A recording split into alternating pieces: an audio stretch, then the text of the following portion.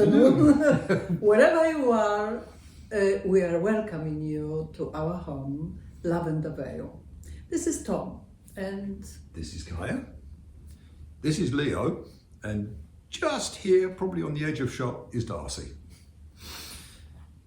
We just thought we would take a few minutes just to introduce ourselves properly, because we have posted a couple of videos, but we don't really appear in them. So this is just our way of just saying hello and explaining what we're doing here. This is our home, but it's also a way of life, and it's also a business.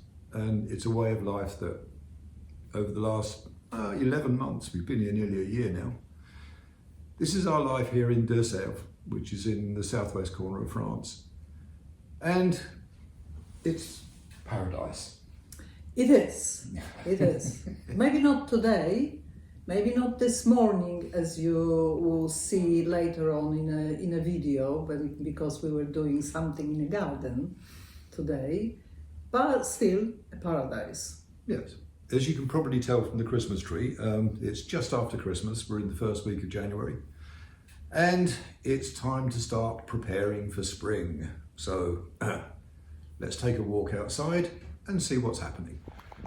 So here we are, beginning of January, and we're about to start doing all the things that need to be done in the garden, preparing for spring.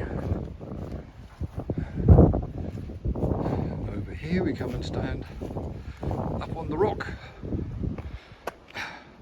And look at Kaja working away already. Say hello. Hello. We have a problem with drainage, so we dug a pond earlier this year and it works. But we need to extend it a little bit to keep the garden itself drained out. Talk and walk. Yeah, okay. Tell Luca to bring his lawnmower.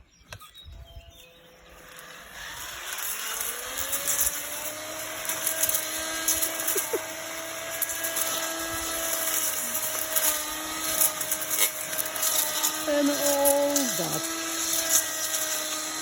And after all that hard work, we finally got the whole of the garden cleared, all the way to the edge of our property and the whole length of our property. And then it rained. In fact, it rained quite a lot. All in all, I think we had about 4 days of just constant torrential rain. And then the sun finally came out, and we were able to get back out into the garden and inspect the damage. Fortunately, not very much. We are in a valley, and so it's kind of not surprising that water started to collect. And our little stream was really struggling to cope, as was the pond that we built at the end of the garden here, or in actual fact my son-in-law Sander helped me build. That started to overflow.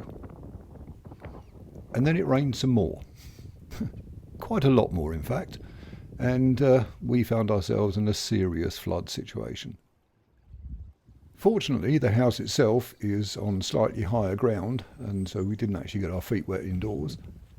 But then, a couple of days later, the rain stopped, the sun came out, and yeah, okay, it was still very wet underfoot. Quite squelchy, in fact.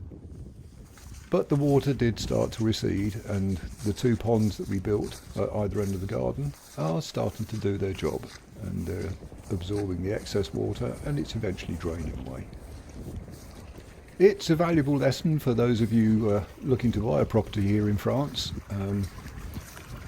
We saw this place in October, and we checked out the weather and the local climate, and Deux-Sèvres has a microclimate that's generally sunnier and drier than most of France. But these things can catch you out. Here is the flower bed, which is completely soaked and under the water from time to time. And that was the reason to build that pond. But it's got out of hand and we need to enlarge the pond. About that. from really small, then enlarged, and even more. Hello, frog and resort. Now you have a bigger pond to explore. Right when those greens are, there was the old shape of the pond. So now you have a bigger one.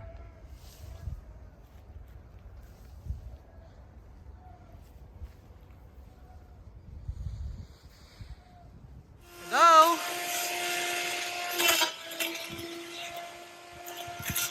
Hello?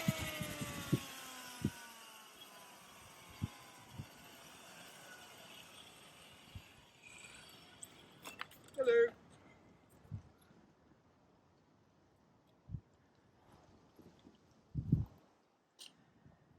And another stone uncovered.